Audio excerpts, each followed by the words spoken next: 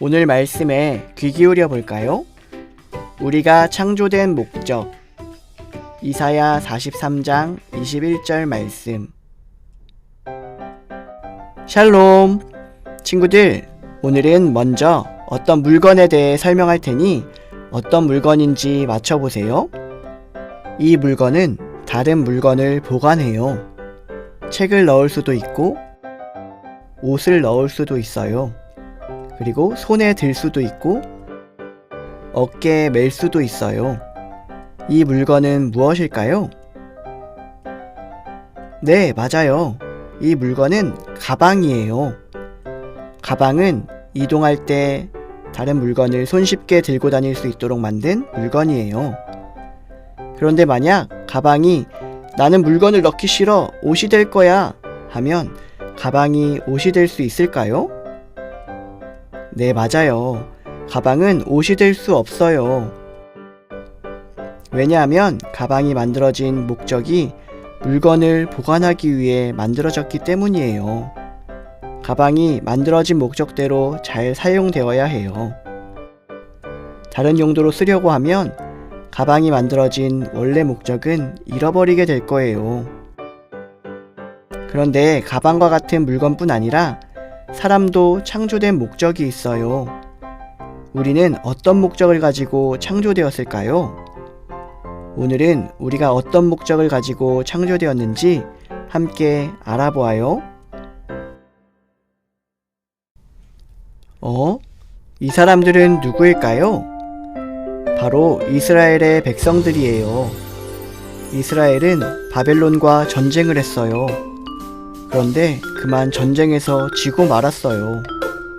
우리가 전쟁에서 지고 말았어. 이스라엘 백성들은 슬피 울었어요. 패배한 이스라엘 백성들은 바벨론 포로가 되어 그 나라로 붙잡혀가고 말았지요. 이제 그들은 바벨론에서 노예로 살게 될 거예요. 그때 하나님께서 이사야 선지자를 통해 너희를 창조한 목적을 기억해라 하고 말씀하셨어요. 우리 같이 말씀을 읽어볼게요. 이 백성은 내가 나를 위하여 지었나니 나를 찬송하게 하려 함이니라. 이사야 43장 21절 말씀.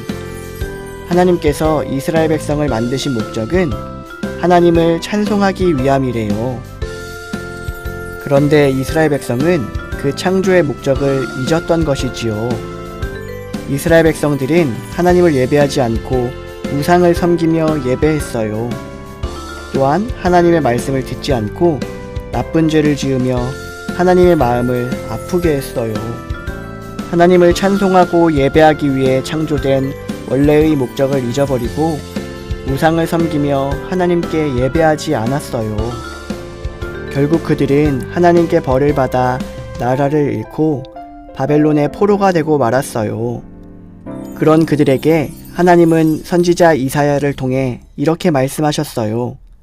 이스라엘 백성들아, 너희의 창조된 목적을 기억해 라고 말이지요. 하나님은 이스라엘 백성뿐 아니라 온 세상과 우리 모두를 창조하셨어요. 특별히 하나님은 우리를 통해 찬송받기를 원하세요. 하나님을 예배하는 것은 하나님께 지음받은 우리가 가장 중요하게 생각하고 지켜야 할 하나님의 뜻이에요. 하나님을 섬기지 않고 예배하지 않는 것은 우리를 지으신 하나님의 뜻을 저버리는 큰 죄예요. 여러분은 어떤가요? 하나님이 우리를 창조하신 분이신 것을 알고 있나요? 하나님이 우리를 지으신 목적을 알고 있나요? 그래요. 하나님을 믿는 우리는 하나님께서 우리를 지으신 것을 알고 그 지으신 목적대로 살아가야 해요. 하나님이 우리를 지으신 목적이 무엇이라고요? 네, 하나님이 우리를 지으신 목적은 하나님을 찬송하고 예배하며 하나님께 영광 돌리며 살아가는 거예요. 그렇다면 우리를 지으신 목적대로 하나님께 예배하기 위해서는 어떻게 해야 할까요? 첫 번째로 주일 예배를 빠지지 않아야 해요. 주일은 하나님께서 거룩한 날이라고 말씀하셨어요. 이 거룩한 날에는 하나님께 나와 예배하라고 말씀하셨어요. 주일 예배를 빠지지 않고 예배하는 것이 정말 중요해요. 혹시 친구들 중에 저는 주일에 할머니 댁에 가야 하는데 어떻게 해요? 라고 질문하는 친구들이 있다면 할머니 댁에 가서 오늘이 주일이라는 것을 기억하고 하나님께 예배하는 친구들이 되었으면 좋겠어요. 두 번째는 진심으로 예배드려야 해요. 하나님께 진심으로 예배한다는 것은 내 마음을 하나님께 집중하는 거예요. 우리 친구들이 교회에 나와서 예배할 때에 딴 생각하거나 장난치며 말씀을 듣지 않는 것은 마음을 다해 진심으로 예배하는 게 아니에요. 그럼 어떤 모습으로 예배하는 것이 진심으로 예배하는 걸까요? 네, 맞아요. 우리의 마음을 집중해야 해요. 핸드폰 게임 하지 않아요. 친구와 장난치지 않아요. 찬양을 큰 목소리로 해요. 말씀을 집중해서 들어요.